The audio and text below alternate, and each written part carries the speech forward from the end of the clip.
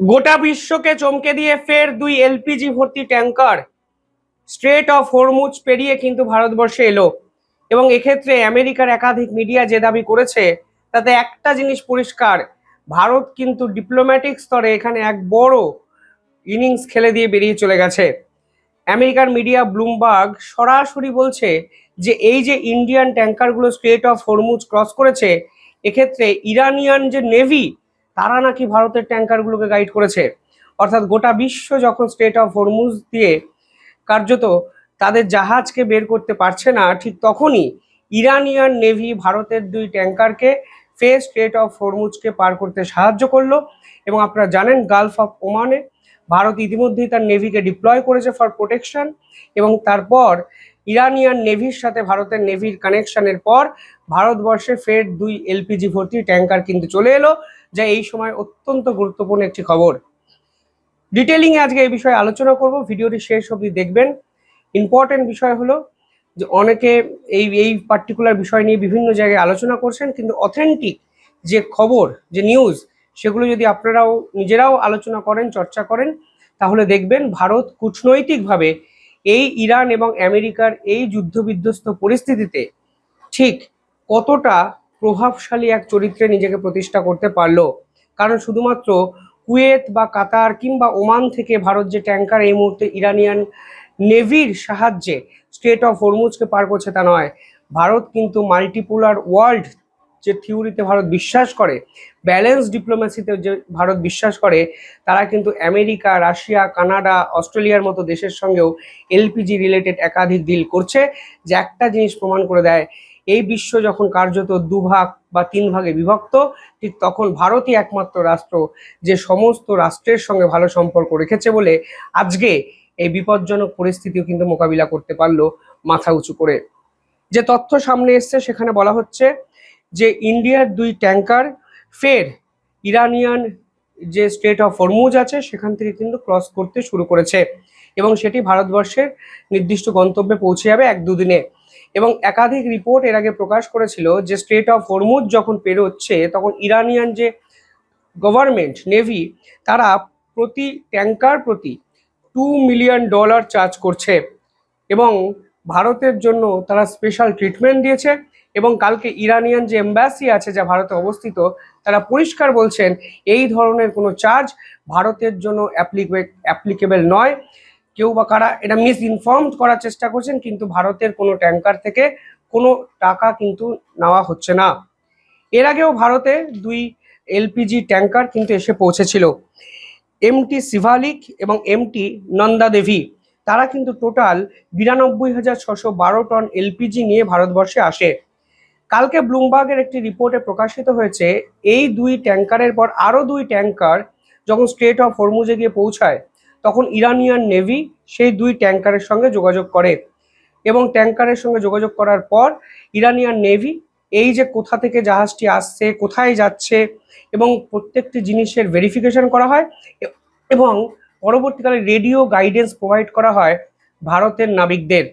অর্থাৎ ভারতের নাবিকদের বলা হয় যে আপনারা এই পথে আসুন, তাহলে কোনো রকম ঝুটঝামেলার মুখে আপনাদের পড়তে হবে না, আপনারা নিশ্চিন্তে নির্বিঘ্নে স্ট্রেট অফ হরমুজ ক্রস করতে পারেন, যা কিন্তু অত্যন্ত গুরুত্বপূর্ণ একটি আপডেট।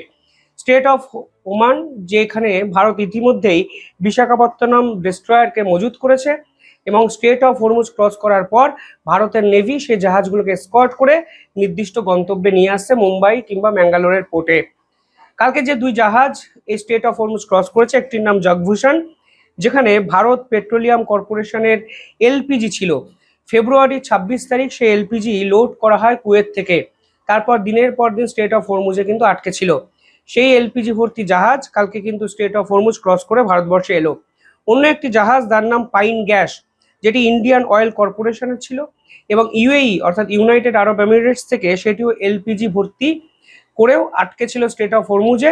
পরবর্তীকালে ভারত ডিপ্লোম্যাটিক চ্যানেল ওপেন করে ইরানের সঙ্গে সম্পর্ক মজবুত করে, ইরানের প্রেসিডেন্টের সঙ্গে ভারতবর্ষের প্রধানমন্ত্রী নরেন্দ্র মোদীর ফোনে কথোপকথন হয়, এবং কালকে ইরানিয়ান নেভি এই ট্যাঙ্কারটিকেও কিন্তু পাস করতে সাহায্য করেছে রেডিও গাইডেন্সের ফলে। এই জাহাজটিতে যত এলপিজি আছে বলা হচ্ছে সমগ্র ভারতের যত এলপিজি ডিমান্ড তার 2 থেকে 3 দিন অটোমেটিকলি এটিকে কভার আপ করতে পারে। এবং ইম্পর্টেন্ট যেটা বিষয় হচ্ছে যে আরও 22টা ইন্ডিয়ান ফ্ল্যাগড ট্যাঙ্কার কিন্তু স্ট্রেট অফ হরমুজে আটকে আছে এবং ভারত কিন্তু সেই 22টা এলপিজি ট্যাঙ্কারকেই আস্তে আস্তে আস্তে আস্তে ভারতবর্ষে নিয়ে আসবে, সেই প্রত্যাশা কিন্তু ভারত সরকার কালকে অফিসিয়ালি করেছে এবং ইরানের সঙ্গে লাগাতার কথা কিন্তু ভারত সরকার বলছে। রেডিও কানেক্টিভিটি এখানে ভারতের নেভির সঙ্গে, এখানে ভারতের নাবিকদের সঙ্গে ইরানিয়ান নেভির কিন্তু হয়েছে, অর্থাৎ এখানে একটা মাল্টি চ্যানেল ওপেন কিন্তু ইরান এবং ভারত দুপক্ষই করেছে। সেখানে নাবিকরা বলেছে ব্লুমবার্গের ইন্টারভিউতে সেই জাহাজে যে দেশের ফ্ল্যাগ লাগানো ছিল সেটি সত্যি ভারতের জাহাজ কিনা জানতে চাওয়া হয়েছে, নাম জানতে চাওয়া হয়েছে, ভারতের কোন অঞ্চলে যাওয়া হচ্ছে সেটি জানতে চাওয়া হয়েছে এবং ইন্ডিয়ান ক্রু তার ন্যাশনালিটিকে কনফার্ম করা হয়েছে। কারণ ভারত এবং ইরানের যে সুস্থ এবং ভালো সম্পর্ক, তার ফায়দা নিয়ে অন্য কোনো জাহাজ যেন ইরানকে চোখে ধুলো দেওয়ার চেষ্টা না করে, সেই চেষ্টা কিন্তু ইরানিয়ান নেভি রোখার চেষ্টা করেছে বলেই আজকে ভারতের সঙ্গে এই রেডিও কানেক্টিভিটির মাধ্যমে যোগাযোগ তারা স্ট্রেট অফ হরমুজে করে এবং পরবর্তীকালে ইরানিয়ান নেভি দায়িত্ব নিয়ে ভারতের জাহাজকে কিন্তু ক্রস করে দেয় এবং কোনো টাকা কিন্তু ইরানিয়ান নেভি নেয়নি। ফলে এক্ষেত্রে ভারতকে স্পেশাল ট্রিটমেন্ট কিন্তু ইরান দিয়েছে, যা ইম্পর্টেন্ট একটা বিষয়। স্ট্রেট অফ হরমুজে ভারত যে ছাড় পাচ্ছে তা কিন্তু বিশ্বের সব দেশ পাচ্ছে না। এখানে একটি ডিফ্যাক্টো কন্ট্রোল সিস্টেম ইরান কিন্তু এস্টাবলিশ করে দিয়েছে, অর্থাৎ ট্রাফিক কন্ট্রোল সিস্টেম। যে জাহাজই এখানে যাচ্ছে তার ভেরিফিকেশন করা হচ্ছে এবং দেশ ধরে ধরে তাদের থেকে নির্দিষ্ট অর্থ নেওয়া হচ্ছে। অর্থাৎ ডোনাল্ড ট্রাম্পের যে পশ্চিমা বিশ্ব, তারা কিন্তু কার্যত বিপাকে পড়েছে জাহাজ প্রতি $2 মিলিয়ন এই যে পেমেন্ট, এই পেমেন্টটিকে দিতে। এখানে ভারত শুধুমাত্র ইরানের সঙ্গে সম্পর্ক যে ভালো করেছে পুরো পরিস্থিতি তা কিন্তু নয়। যদি সামগ্রিক এপিসোডটি আপনারা বর্ণনা করেন তাহলে দেখবেন এখানে ভারত মাস্টার ব্যালেন্সিং গেম খেলে দিয়ে বেরিয়ে চলে গেছে। গোটা বিশ্ব যখন একটি রাষ্ট্রের সঙ্গে অন্য রাষ্ট্রের কথা বলে না, কিছু ক্ষেত্রে বন্ধ, মাল্টিপোলার ওয়ার্ল্ড যখন তৈরি করা যাচ্ছে না, যখন দুটো থেকে তিনটে ভাগ হয়ে গেছে, তখন ভারত কিন্তু সমস্ত রাষ্ট্রের সঙ্গে সম্পর্ক ভালো রেখে ভারতের এই ক্রাইসিস মুভমেন্টকে মোকাবিলা করছে। যেমন কিছুদিন আগেই অর্থাৎ 22শে মার্চ 2026-এ ভারতবর্ষের আরও একটি জাহাজ এসে পৌঁছায় আমেরিকা থেকে। আপনারা ভাবুন, আমেরিকার তেল বা এলপিজি ভারত কিন্তু এই মুহূর্তে পাচ্ছে সম্পর্ক ভালো রাখার জন্য। পাইক্স মাইনার এই নামের একটি জাহাজ 16,714 টন এলপিজি ক্যারি করে ম্যাঙ্গালোর পোর্টে কিন্তু আমেরিকা থেকে আসে। শুধু তাই নয়, রাশিয়ার একটি জাহাজ অ্যাকুয়া টাইটান যা চায়নার দিকে যাচ্ছিল, সেটিও কিন্তু রাশিয়া বা পুতিন ভারতের অভিমুখে ঘুরিয়ে দেয়, যেখানে প্রায় 96,099 টন ক্রুড অয়েল কিন্তু ছিল।